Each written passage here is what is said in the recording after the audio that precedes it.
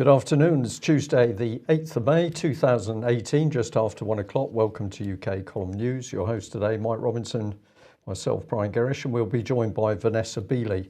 Are we enemy of the state? Are we an enemy of the state, Mike? Hard to say, Brian, but I just want to apologise to anybody that was expecting to see us on Facebook today, but apparently we're not allowed to stream on Facebook today. Apparently there was an error. That's a shame, but there you go. We will put the archive of that up as soon as possible, if we're allowed to do that, of course. It's becoming quite interesting, isn't it? I can see UK Column talking more about what the state is up to, if you dare to criticise the British state. But let's get on to something more positive, and that's the immense success of Ian Crane's AV9 event at the weekend, hosted at the Horwood Estate. And we'd all like to thank the hotel staff who looked after us extremely well. And a really excellent weekend, very good speakers, a lot of excellent information on a number of topics.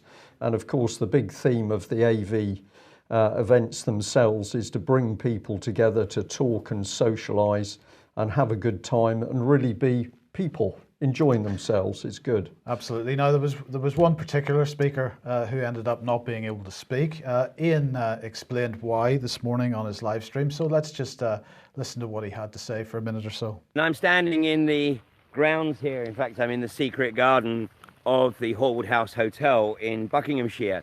And over the last 4 days, I've hosted the Alternative View Conference, AV9. And it's been a remarkably humbling experience, because whatever it is that we think we're fighting, there is always other challenges and other people who have picked up the gauntlet to do the right thing on behalf of humanity. And the range of speakers over the weekend, it would take me a couple of hours to give the lowdown on each of the presentations, but I want to draw attention to a couple this morning. For those people who are absolutely engrossed in the single issue, we have to actually recognize that there are other issues that are equally and arguably in some cases even more important. And one of my speakers, who actually couldn't speak for legal reasons this weekend, so I delivered his presentation. The reason he couldn't speak is because he has been persecuted relentlessly for the past 5 years without any judicial process whatsoever. He has had his bank accounts frozen, and in fact his partner was in court in London on Friday to face an extradition hearing.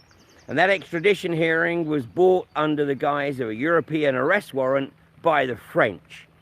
So this heinous crime that they have arguably, according to the establishment, committed, which has led to their bank accounts being shut down, them having to report on police bail every week, and run the risk of being extradited to France, where you can be held in remand or on remand for up to 2.4 years, and some 17,000 prisoners in France on remand commit suicide every single year.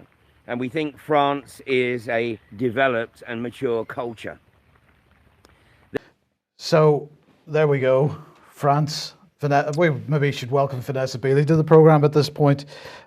We think France is a mature an advanced culture, but people going into remand, as Ian says, for a couple of years. And I don't know what, maybe you can give us some insight, Vanessa, into what the French attitude to people who are trying to help cancer sufferers in that country relative to the UK, for example, where it's basically impossible for them to operate without pressure from the state. Well, I can only speak from my experience as having gone through the French system for cancer treatment. There is probably, I would guess, quite similar to the UK, there is a conveyor belt system. that you're very clearly put on the minute that you're diagnosed with cancer, and it's very difficult to get off that conveyor.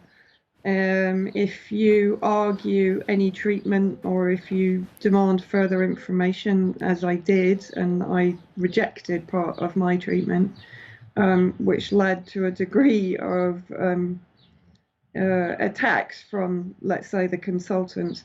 It's also clear here that actually I discovered afterwards that I believe the hospitals receive 150,000 euros. I would have to double check that, but I was told by a number of kind of senior people that the hospitals receive 150,000 euros every time that somebody is accepted onto a chemotherapy program, for example.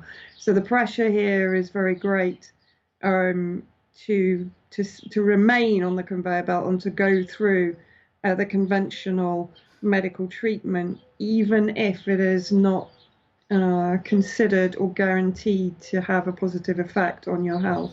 What we can say, Vanessa, really is that it's remarkable, isn't it? The big profits are all to be made by the pharmaceutical industry in dealing with sick people. So the more people who are sick, the more money the pharmaceutical industry makes, the more the hospitals make. And we see this in France, we see it in UK.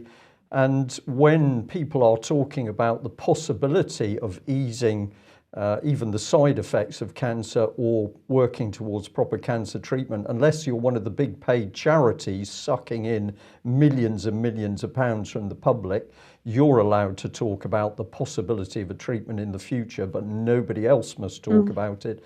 Otherwise you round it up. And if we're talking about health in France, I must say that I always fondly remember that very brave French lady, Corinne Gouget, who did so much work to expose the dangers of aspartame in food products. And of course, Corinne later died in a rather strange train accident in the south of France. So we'll leave that topic there. Let's just come back to AV9. Really excellent speakers. This was one of the, I would say, the most powerful ones there. This was a gentleman called Mark Steele, a professional in his field, talking about the immense health risks of 5G. We don't have sound on this clip, but it was taken live at the time. And he is talking about the fact that tens of thousands of the 5G transmitters using phased array technology are now to be put in every city in UK, as well as other sites. And yet these things are focusing high frequency emissions, which are immensely dangerous to our health and bird life and insects.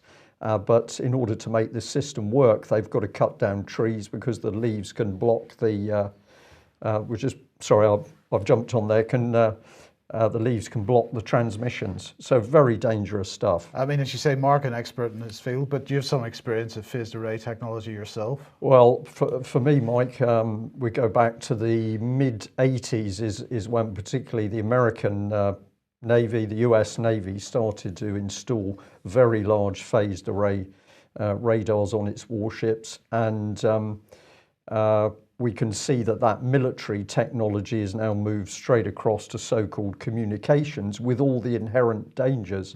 And something I've always pointed out is that when I was on board warships, every single aerial on board those ships had hazard distances from the aerials, but even our super high frequency satellite communications aerials were dangerous to naval helicopters flying from the decks of those warships. So a system designed for communication was effectively a weapon by its ability to damage not only human beings, but also to damage electronics.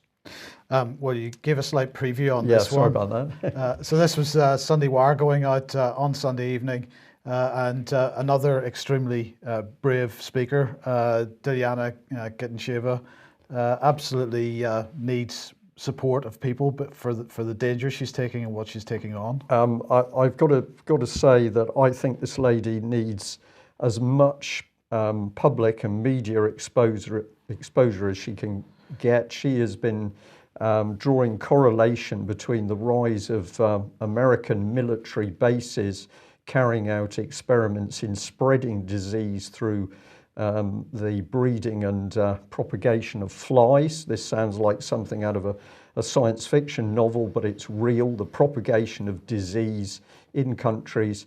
And she's pointing out that everywhere the American military have set up these very, very sinister laboratories carrying out this work, outbreaks of disease are occurring.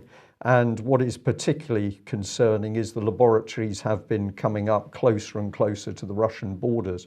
So this young lady has done superb investigative work. She's now warning what is going on. I think we should all be aiming to do the best we can to keep this lady safe.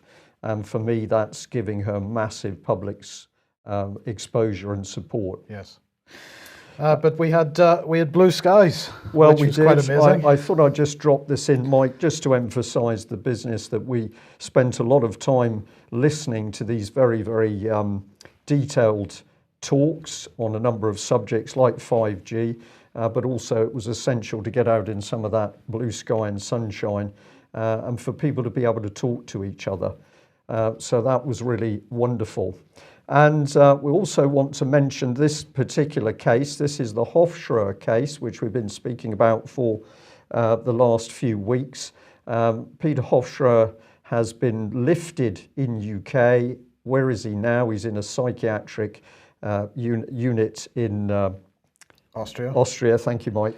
And this is the situation in Europe now, that you challenge the state in one country and you can end up in a psychiatric unit in another one. And the best bit was a very generous audience at AV9 has raised a considerable amount of money. Now, one individual said they were prepared to pledge £1,000 if other people could match it. That was achieved, and so as a result of AV9, well over £2,000 went into the Hofschröer fund. That has put it very close now to being able to secure the legal team to assist this man. And of course, the importance is if that legal case can be forced through, there is the real possibility of achieving a precedent case to protect other people from this type of harassment. But we still need to raise at least another £1,500, and there's only a few days to do that. So if I can appeal for as much generosity from UK Column and AV9 viewers as possible, but also please help us to spread the word that this money is needed. Ultimately, any of us could be put in this position if you dare to challenge the British state or the European supranational state. You can be put in a psychiatric unit with no evidence brought forward against you. It's very sinister stuff. Okay. White helmets. Ah, right. So we're straight on to Syria now. And Vanessa, you have just come back from Syria, as many people that are watching this will know, and you had been collecting testimonies, and you've started putting testimonies from Syrian people online. Now we have one here, and maybe you could just talk us through this. These are people are all speaking their own language, so you've got these subtitled, and I presume that's why it's taken a few days to get these up. Is that correct?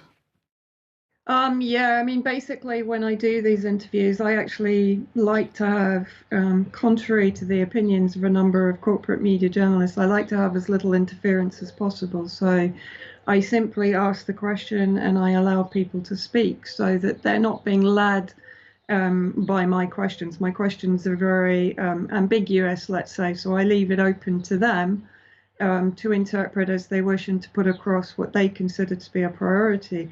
But I have to say, with the people from Eastern Ghouta, getting them to talk about the white helmets, or as they know them, the terrorist civil defense, whether it's Gerrish al-Islam or it's Fayaq al-Rahman or whichever group it is, getting them to talk about it was not difficult. Many of them were very angry about what the white helmets had done to them, what they had stolen from them, the suffering that they had forced them to endure.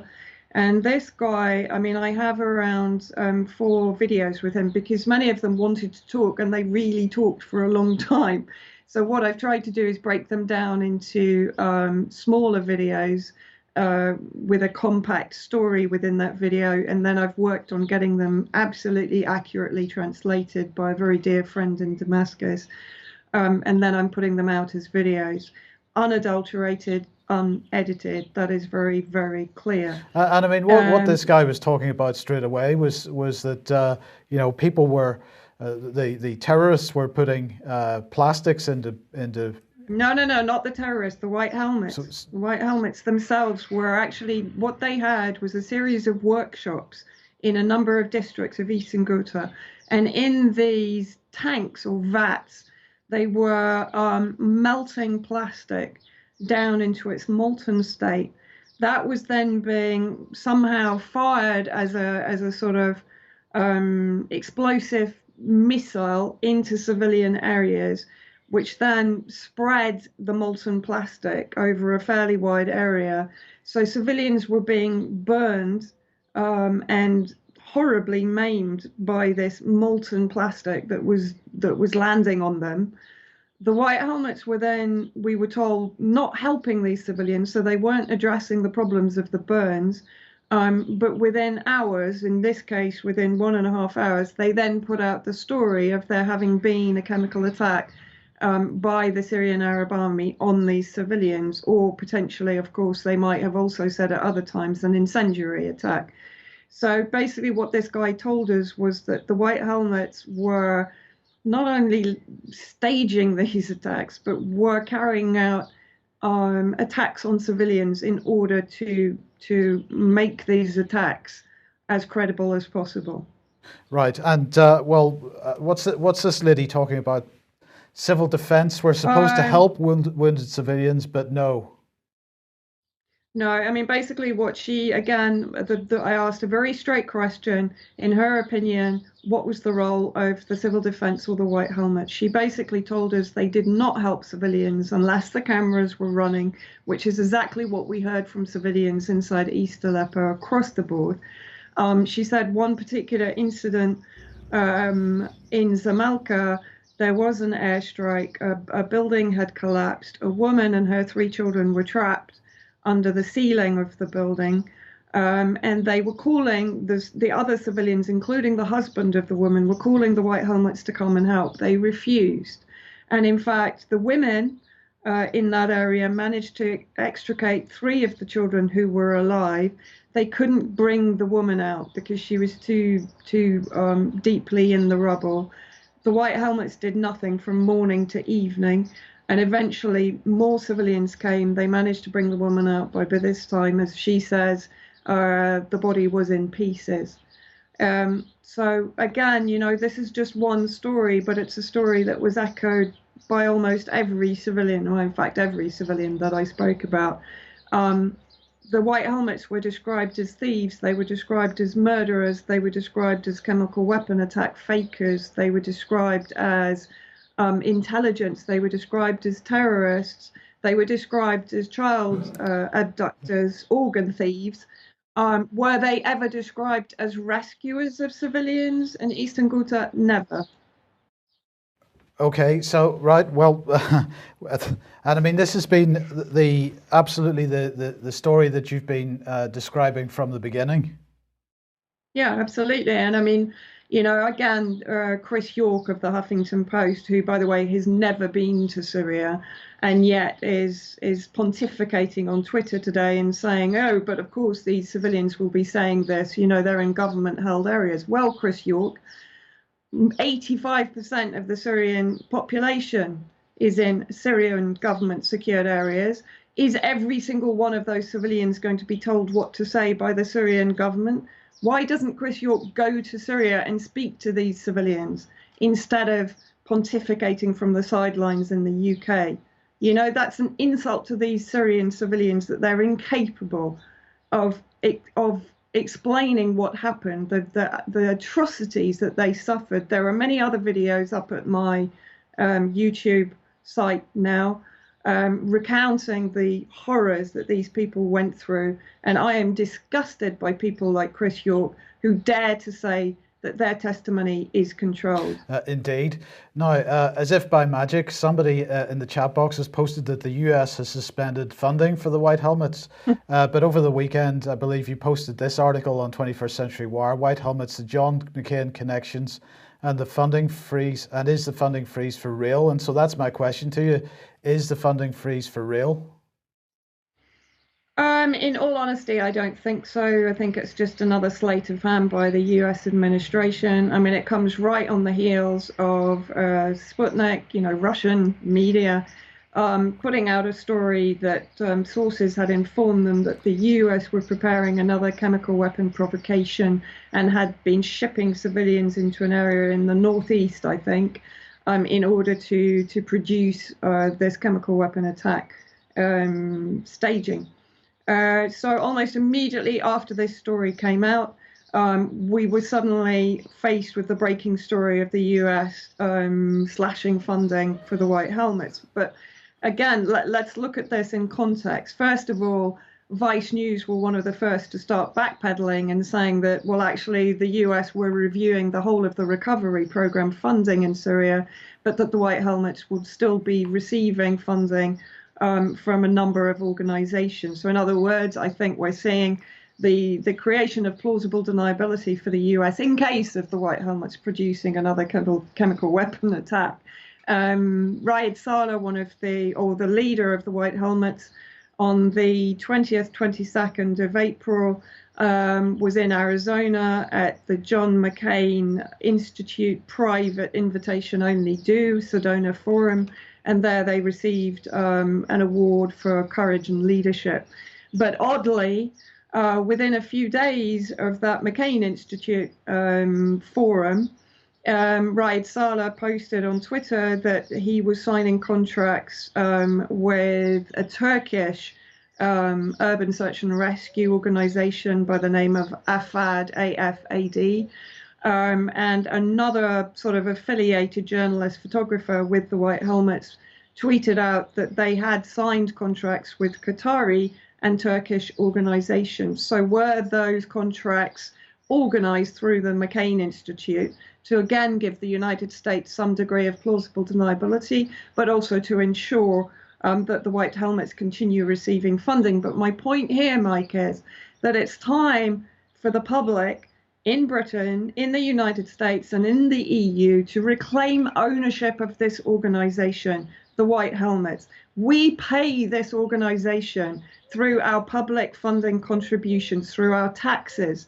So we have responsibility for this organization, who have just signed contracts with two of the most primary incubators and financiers of the terrorist groups inside Syria right now. We need to take our responsibility seriously for this, and we need to start producing questions that should be fired at our MPs and every single constituency in the UK, demanding accountability for this group. Well, that's absolutely right. And I noticed that Maria Zakharova, or maybe it was Lavrov, I can't remember, was saying a few days ago that they want to get some understanding of exactly how much money the White Helmets have been in receipt of.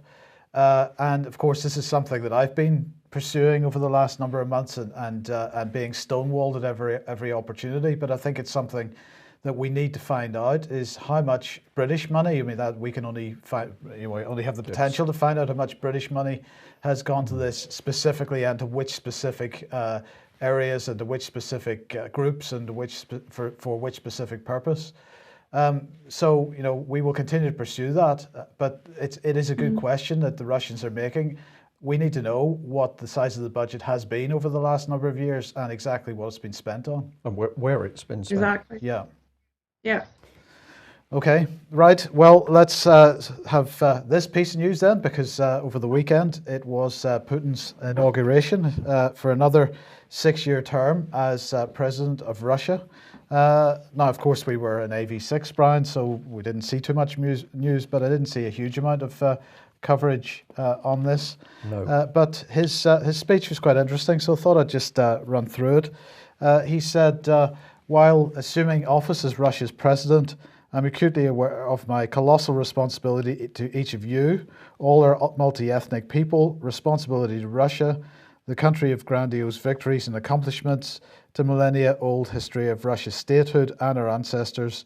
I believe it my duty and the meaning of my entire life is doing everything I can for the sake of Russia, for its peaceful and prosperous present and future, for the sake of preserving and continuing our great people, for the sake of well-being and in every Russian family. And he said, as a head of state, I will do everything to multiply Russia's strength, prosperity and glory in order to live up to the demands of the society and the hopes of country's citizens. He said there's no time to spare.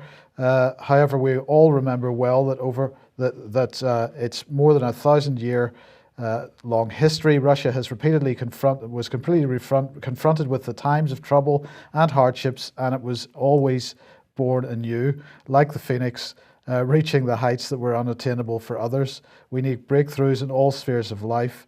I'm deeply convinced that such a breakthrough can be ensured only by a free society that accepts all new and advanced things and rejects unfairness, stagnation, rigid protectionism, and bureaucratic inertia, all that constrains people and impedes them from opening themselves up and fulfilling their potential and their talents, and therefore holds back the aspiration of our entire country for the future. Now, this is a very, very Russian style of language and so on, but it's still a pretty positive message that he's trying to put out.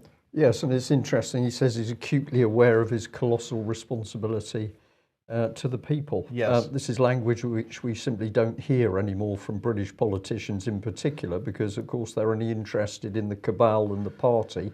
They're not interested in the people. Absolutely.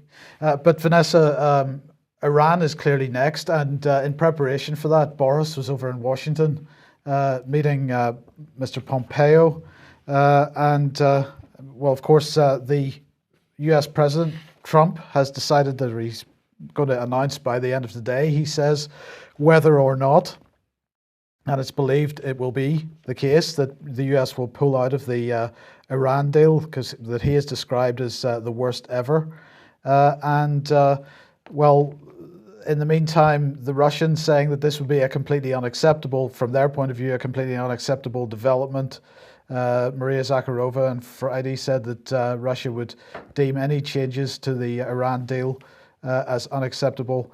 And also she was sort of followed up by Sergei Lavrov, who was warning of consequences of a possible US withdrawal from the deal. He said if the US, as Donald Trump has repeatedly stated, announces withdrawal from this agreement, then of course all of us, the international community, will lose one of the most important tools contributing to ensuring the non-proliferation regime of weapons of mass destruction.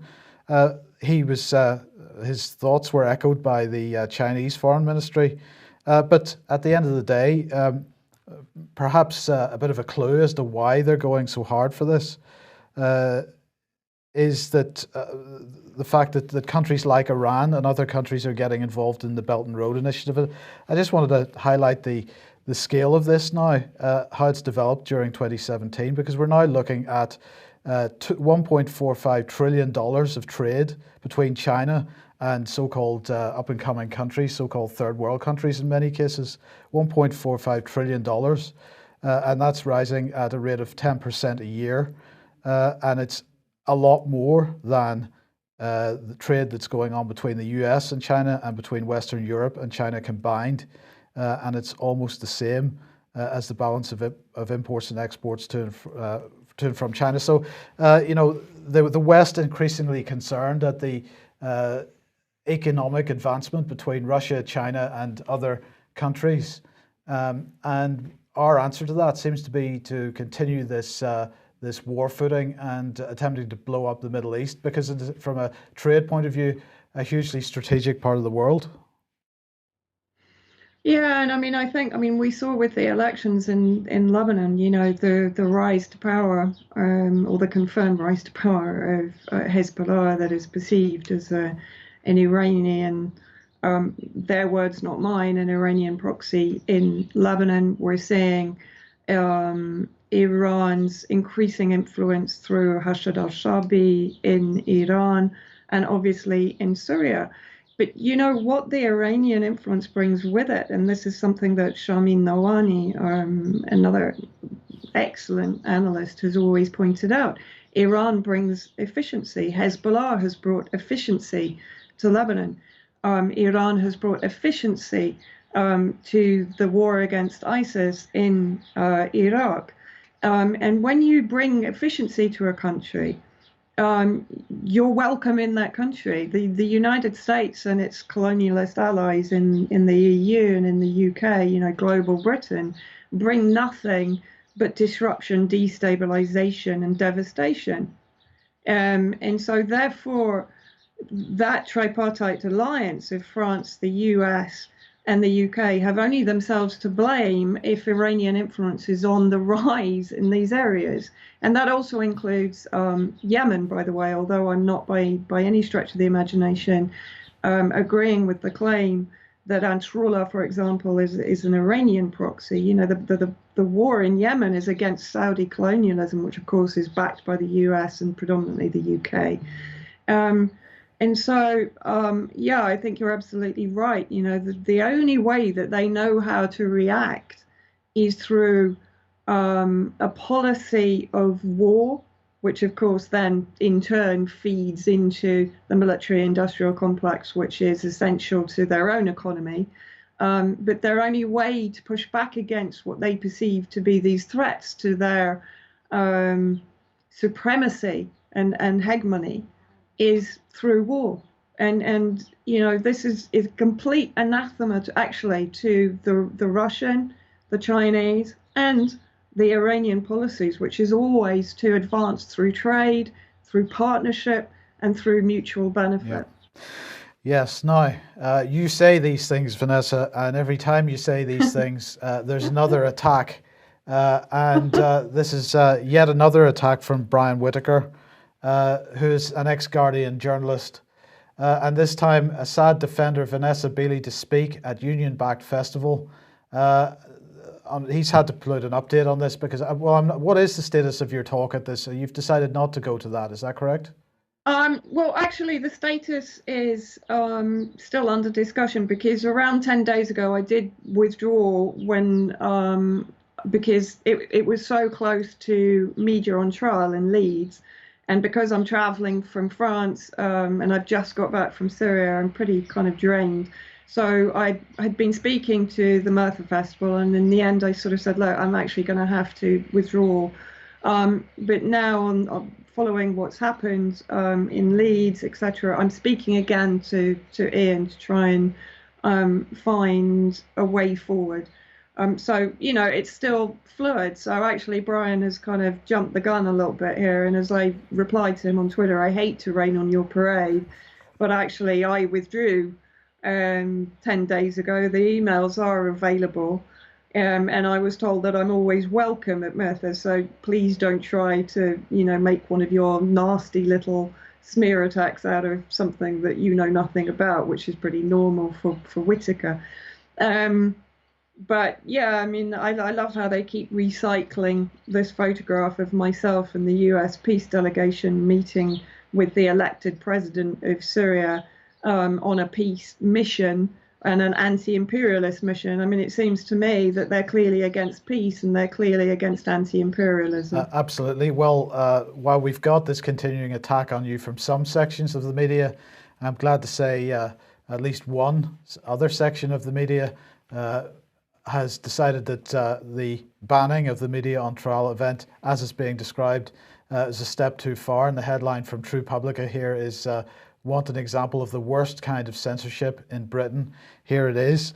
And one of the things they do at the end here is to republish the statement from Media on Trial on what happened. And because we haven't had a chance to read that out, I'll just do that because it'll only take a second. Of course, the event was cancelled on World Press Freedom Day. So it says, today on World Press Freedom Day, Leeds City Museum, a City Council owned and operated venue, cancelled the Media on Trial's booking for the event we had planned for the 27th of May. The fact that the event was cancelled is perhaps bad enough. What became clear as the day has progressed, though, is that Leeds City Museum appears to have informed the press and media of the cancellation before they informed media on trial organisers.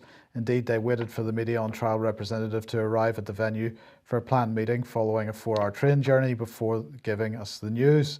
They seem to have taken this decision on the basis of misinformed assumptions about the content of the event and offered no right of reply to media on trial.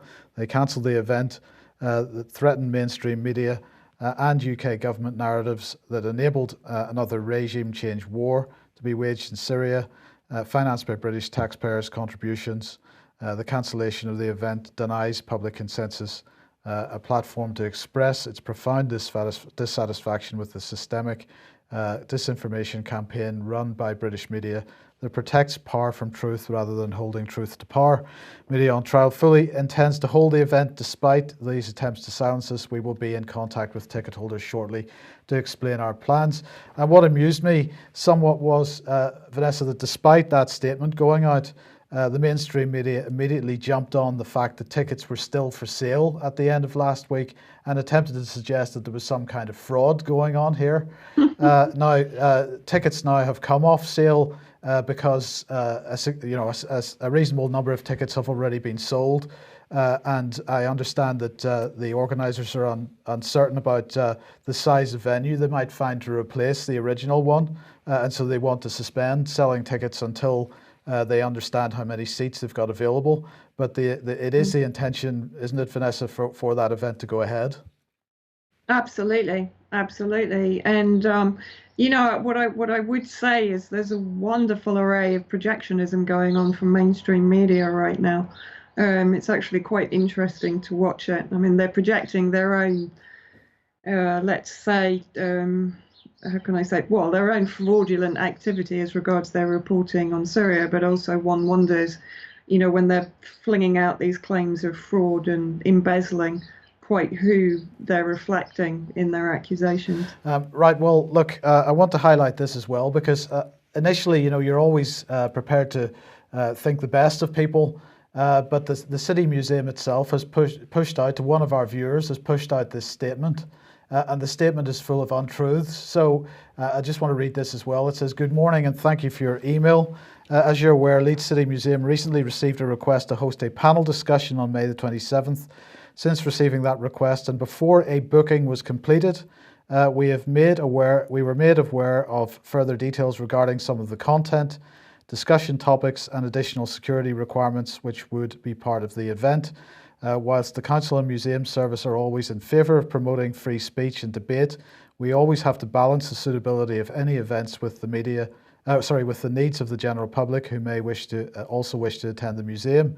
Our booking policy also clearly states that events are subject to cancellation. In line with that policy, we've decided that the child-friendly museum is not an appropriate venue for this event. We contacted the event organisers at the earliest opportunity to inform them that their booking has been cancelled, and we do always advise event organisers to avoid publishing their events until a formal booking has been completed." Now, the first lie in this is the allegation that there was no formal booking. In fact, the contract was signed on the 8th of March and sent to them at that point. The deposit was paid on the 11th of March. At that point, Brian, I think there's a contract in place and that would constitute a formal booking, would it not? In my mind, and I think to most people who take on venues on a professional basis, absolutely. Okay, and then on Tuesday last week, on Tuesday evening, an email exchange was sent by the organiser who sent an email to the venue and received a response. Apparently everything was okay, and in fact the venue staff asked Sheila Coombs, who's the main organiser for this, to bring confirmation of public liability insurance with her to the meeting, which was planned for the Thursday of last week.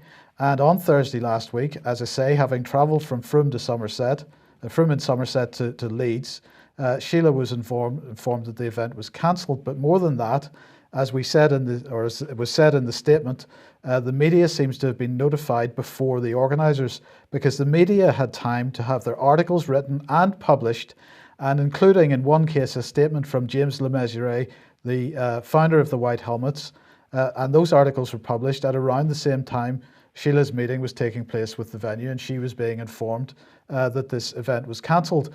So there are many untruths and there's much disingenuousness in the way that the organisers have been handled by the venue here. And as I said at the start, you'd like to think the best of people, but in this case, Vanessa, it's very difficult but to see that this was that there was a bit of underhanded dealing going on here. Yeah, absolutely. And I'd also like to add, sorry, I don't know if you mentioned it, but the fact that the police who were asked to do the risk assessment, the police officer was actually shocked that the meeting had been cancelled. He had dealt with many events and protests in Leeds and could see no reason why this had been banned. Okay. Also, another concerned individual sent me a copy of their letter this morning. I'm only going to read one part of it because she wanted to be able to reply again to Leeds Council. But basically, they pointed out, as somebody who has been regularly frightened by and witnessed the foul-mouthed racist abuse by the EDL, who've been allowed to march in Leeds, and also the regular appalling behaviour of football supporters swarming in the train station, your decision, Leeds City Council decision, to ban media on trial is unjustifiable. And I think that's a very good point. What other demonstrations have Leeds City Council turned a blind eye to in Leeds? And yet they've obviously had pressure put upon them by those that are lobbying for regime change in Syria, i.e. connected to the British government or the British government foreign policy. One of those whose voices was raised against us has very clear sympathy, let's say, for the Zionist lobby, having tweeted out celebration of it being Theodore Herzl's birthday, I think the day before the event was cancelled. Of course, Theodore Herzl was the founder of modern day Zionism.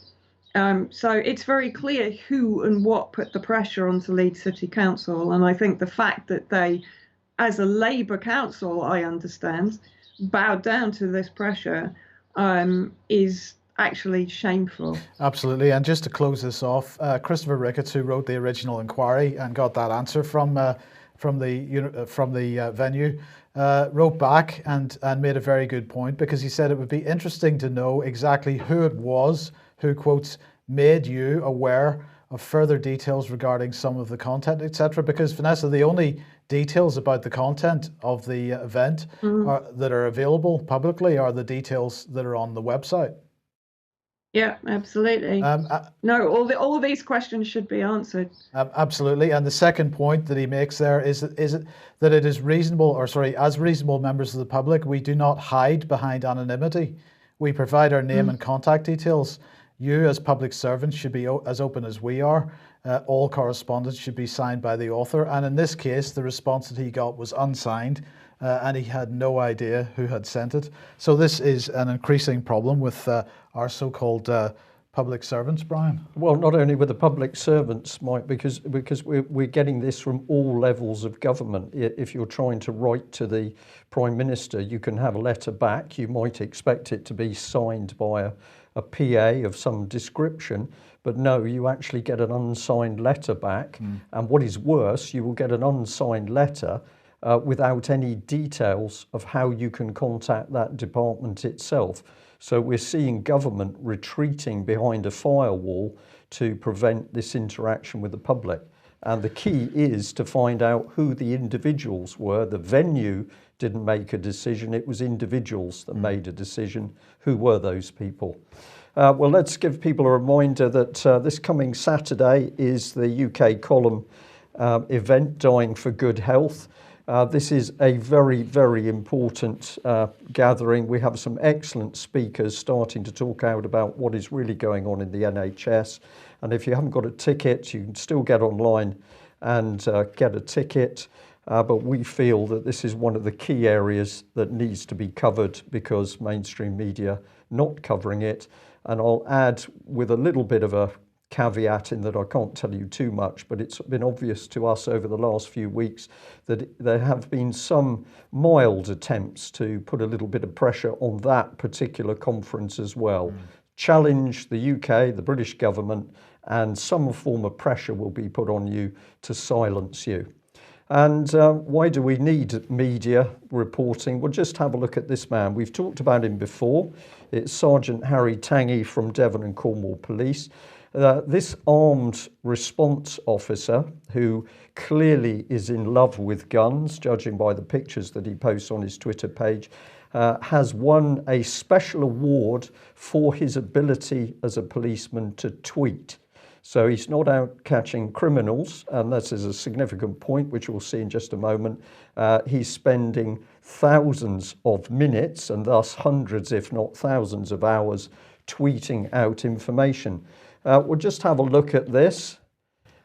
He says, if you want me to catch criminals, then let me, using the least violent way I can, but it's not a precise science, so don't hound me and persecute me if someone gets hurt.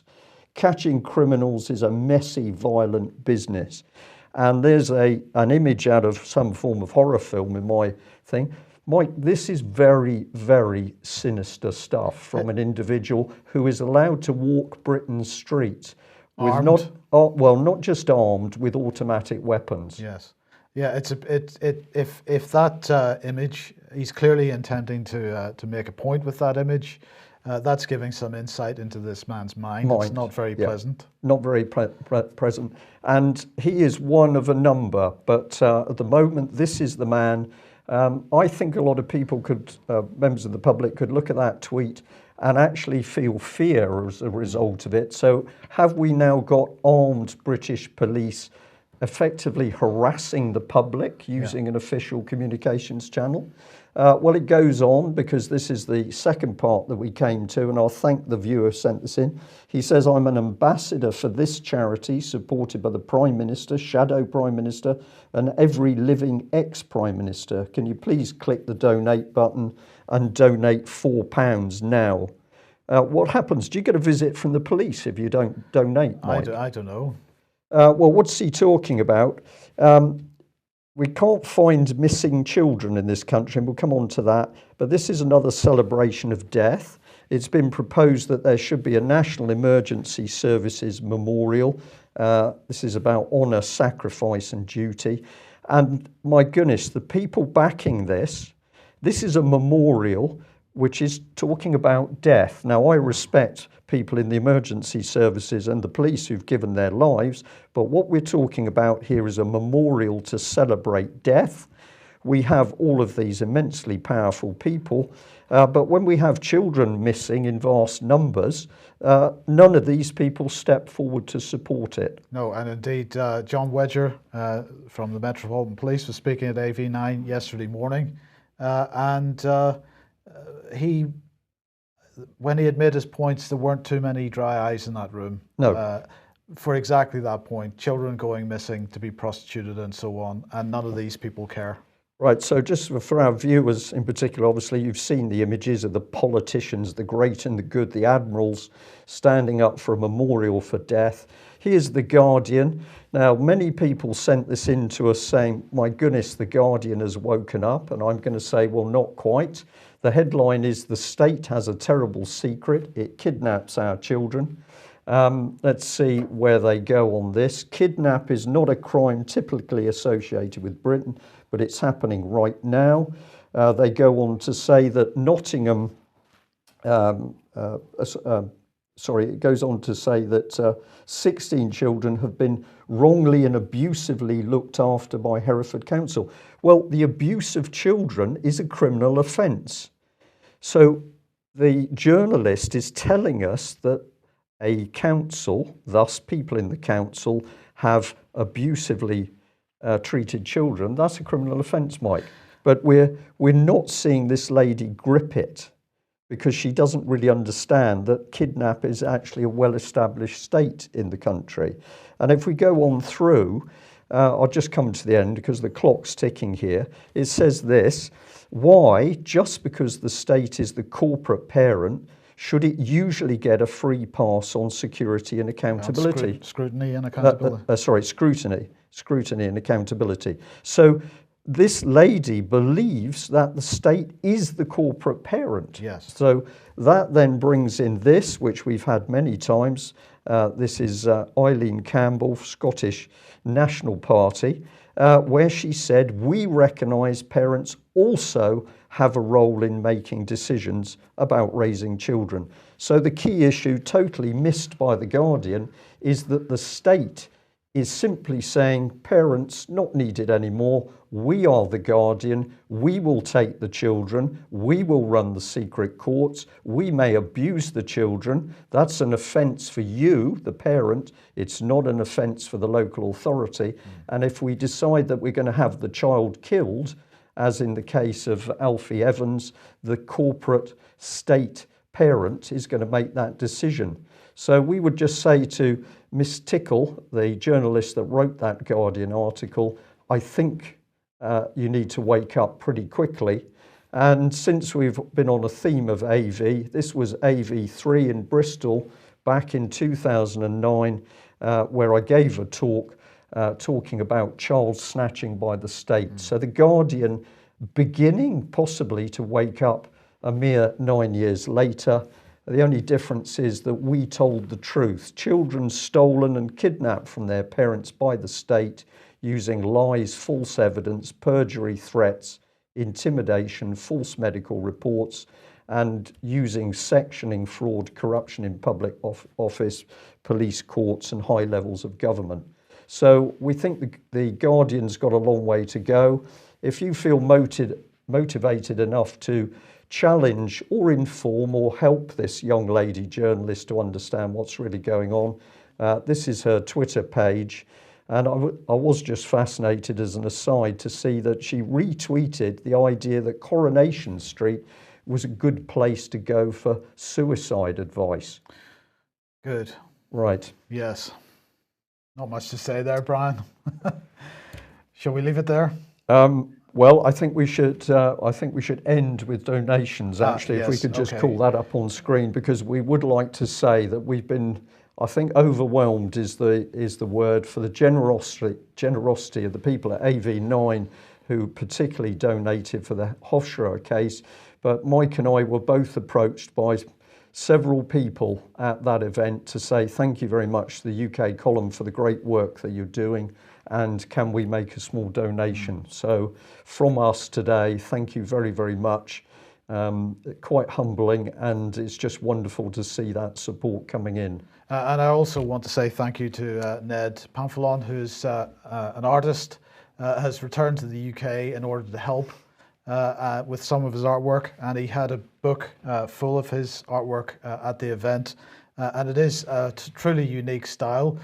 So I just wanted to show a little bit of it because it is wonderful in its own way, as he brings truth to power, really, doesn't he? And so here he's highlighting Karen Price and saying, the Syrian regime has been killing its own people for 7 years. The Syrian regime and its supporters are responsible for the gravest violations of international and humanitarian law in modern history, we believe.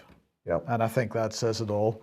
Okay. Vanessa, thank you very much for joining us. And can I say it was a pleasure to hear the birds tweeting in the background as you were speaking to us. On a serious note, I'm going to say in UK, we will not be hearing birds tweeting, at least in the cities, if the 5G program gets underway. And it's up to all of us to do something about it. Thanks very much for joining us. Bye-bye. Bye-bye.